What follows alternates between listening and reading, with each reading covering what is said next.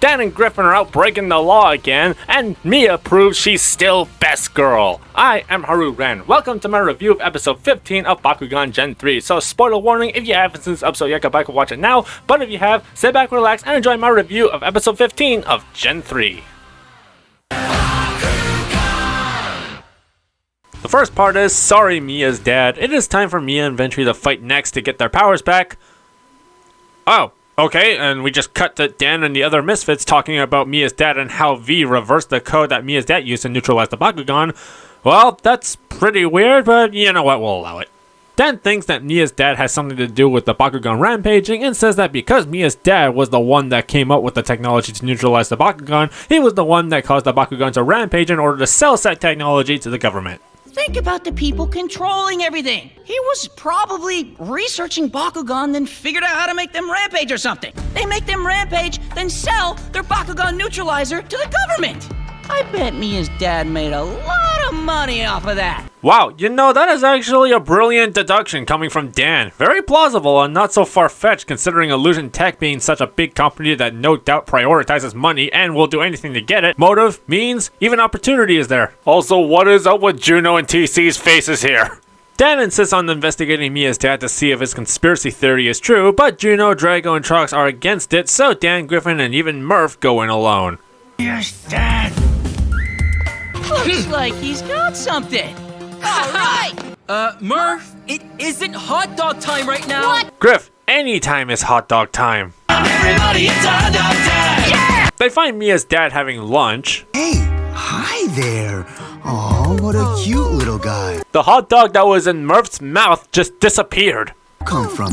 No, don't do that. This is a very important card. Very important card. Let's put it on the table away from eyesight for anyone to just come and steal.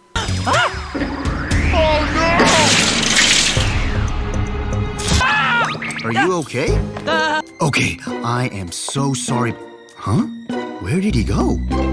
A good attention to detail that I really like is that because Mia never introduced her friends to Mia's dad, he doesn't know Dan or Griffin. In that one episode they break into Mia's house, they meet her mom, but her dad was outside in the garage looking at the cannon, so they never actually meet. Dan steals the ID card and gets into the building in the most suspicious disguise ever, and those security guards are AA Animus agents from Gen 2 recolored black. You thought we wouldn't notice, but we did! Mia cameo. But Mia's dad comes back and the alarm is tripped and we get a pretty good chase sequence. Who's calling at a time like this? Isn't it like in the middle of the day? Anyone can call you right now.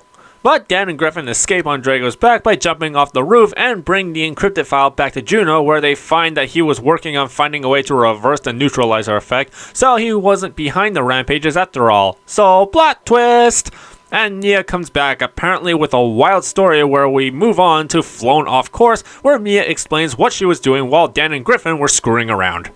Well, I didn't know who this V guy was, or if I trusted him. No offense. At what point was Mia supposed to be offended by that? So Via is putting Mia and Raven in a match together where they will be fighting at the top of Illusion Tech. This is a wrongful death lawsuit waiting to happen. I'm surprised they're brawling with their normal forms and not gold or titanium, but hey, to each their own, I guess. This fight is actually pretty good, definitely a lot better than what they did in the last episode.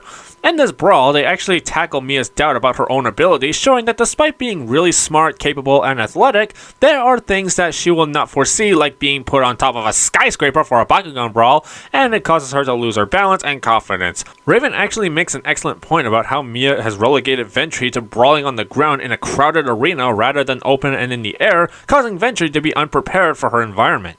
Is you brawl with an Avian Bakugan. Being up here in the sky should be totally normal for you. She's an Avian-type Bakugan stuck in that misfit mod. You make it hard for the poor thing to brawl properly in the sky. You know what? Raven may be acting like a complete bitch, but she is not wrong. So Mia tries to go for a ban, but she falls off a building to her death. Oh no, Mia!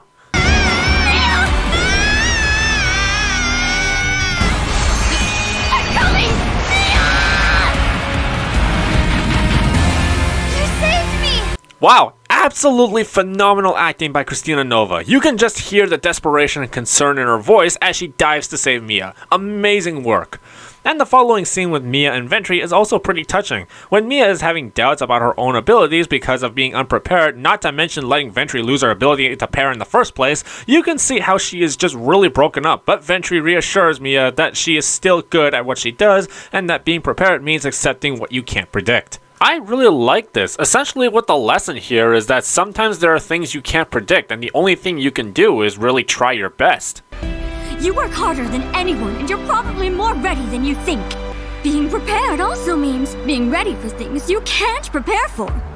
I like to think that Ventry represents the parent that Mia wishes that she always had, someone she could depend on and knows that she will be accepted for who she is with Ventry. There is just a lot of layers that really goes into the scene that it just seems really poetic.